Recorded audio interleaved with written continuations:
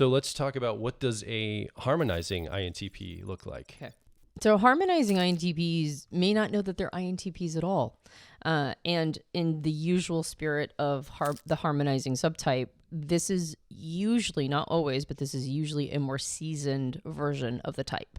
That's won over time and with a little bit of maturity. But of course, a younger person can also be a harmonizing INTP. So this is a subtype that is usually in a people helping role, like a psychologist or a diplomat. And their specialty is human interactions. That's the case for most of the harmonizing subtypes, and INTPs are no different. Now, we also did an episode for INTJs. And what's interesting is that the harmonizing INTJ is a very unique style, and the harmonizing INTP is very similar. They have a very similar style of brain wiring. It's called diamond-shaped patterns. And these diamond-shaped patterns are specialties. They're things that have been figured out and maybe even hard won to be able to interact with different modes of operation. And that's the case for the harmonizing INTP as well. They are comfortable with lots of fuzzy input. They tend to focus on methodology over technicalities, so they're very process-oriented. And they find clear definitions and models to be essential in this challenging domain, meaning that they're taking in lots of fuzzy pieces of information, but they have very strong models that they're plugging this information into. What does fuzzy pieces of information mean?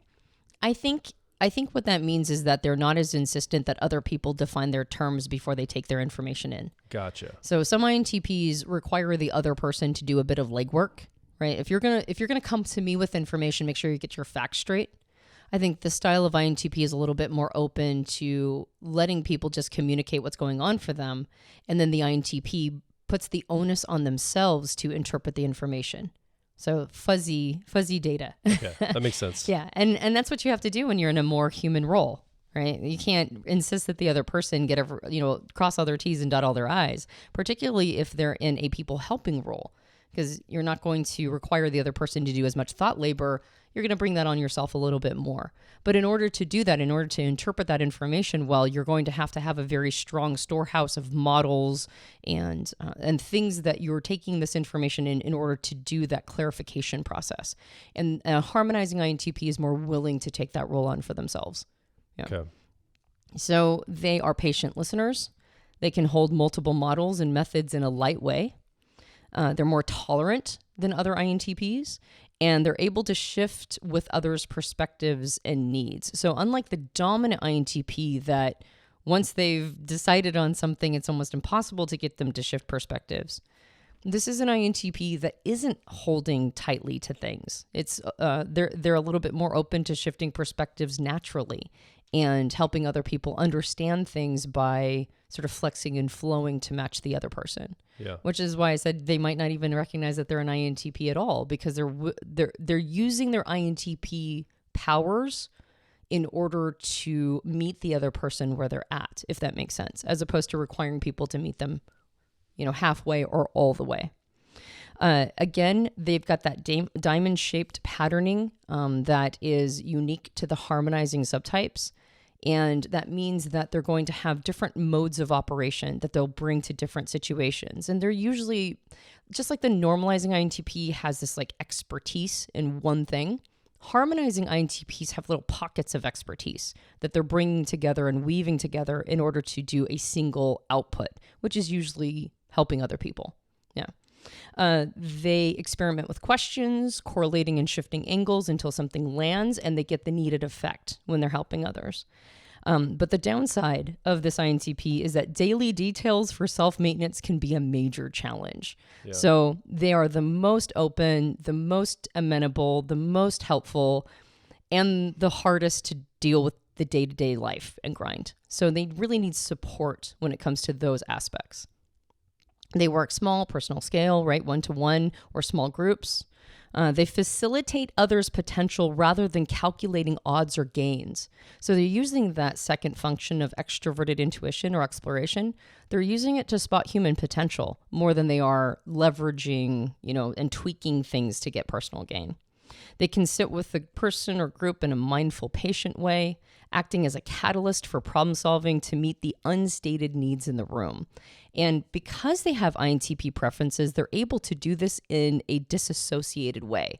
So unlike other counselors or psychologists that might really take on other people's emotions and challenges and burdens, this INTP creates a separation so that they're able to deal with all of this without owning it. Although they may later on have some challenges, like they might not really understand how much it's impacting them. And this INTP, if they are in this kind of role, might need ways to let off steam, because how it's impacting and affecting them might be asynchronous, right? Like later on, they might have some challenges and struggles from helping facilitate other people's problems that they didn't even know they were taking on. So what I'm hearing you say is this INTP, in order to work with people and be receptive to people's energy, they need to have good boundaries. They need to know how to interface and not let it affect them, because they can get, that 3-year-old or inferior of extroverted feeling or harmony can get overrun with people needs. Right. Well, I actually think that what's interesting is in those moments, they do feel like they have good boundaries because they're stepping back and disassociating. It doesn't feel like they're taking it on, but it might be something like some stuff might get through anyway. Does that make sense? Yeah. And so it's not as much about having the clear boundary in the moment as it is having a methodology later to let off steam, right? If they have odd stress responses coming up in these moments, they need to have a way to process some of it through, even if they're not 100% sure why they're being affected by it. I mean, INFJs need the same thing after they're out with people, right? They do, but I think they're more conscious of it. And this would be less just being around other people. This would be specifically facilitating other people's challenges. So let's talk about some of the careers that this subtype might cluster around. All right. Okay. Once again, it is not a comprehensive list, Sure. but these are the kinds of things that this INTP could do, or it would help wire them into this subtype. The list is clinical psychologist, counselor, social worker, mediator, human resources specialist, occupational therapist, speech language pathologist, conflict resolution specialist, life coach, career counselor, family therapist, educational consultant, special education teacher, substance abuse counselor, and community outreach coordinator. Yeah. Yeah. So these are very unlike most INTP lists that include architects and mathematicians. This would be reserved for a more seasoned style of INTP. Yeah, I could see this subtype potentially mistyping as an INFJ, INFP, ISFP, like anything that has a high empathy, personality type.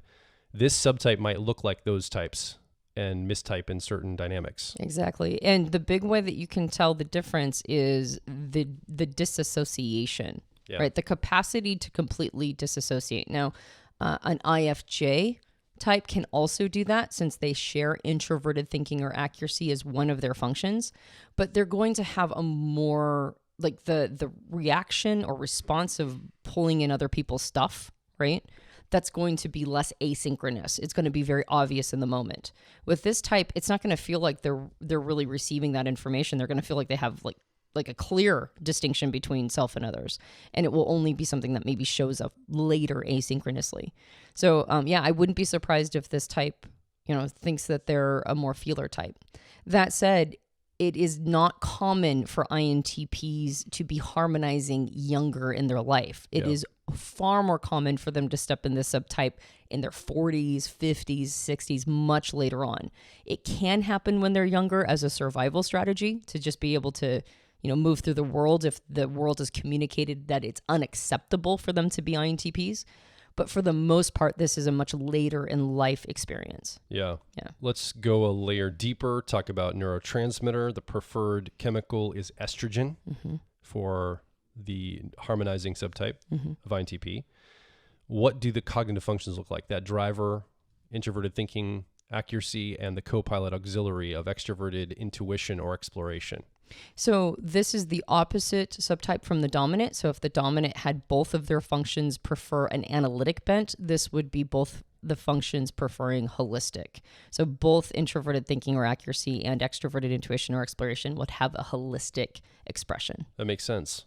One final comment about this. If you are identifying with this harmonizing subtype, when we talked about the creative, we talked about plugging into a platform like YouTube, Uber, something that can help support you and also create a container. This is a more one-to-one subtype. So our recommendation is being people focused, finding a person or a few people that you can partner with that might be able to put you forward. They can see the value, the intangible value you bring as a harmonizing INTP. They can vouch for you, help put you forward, help connect you to the people that you can help or the types of projects you can work on.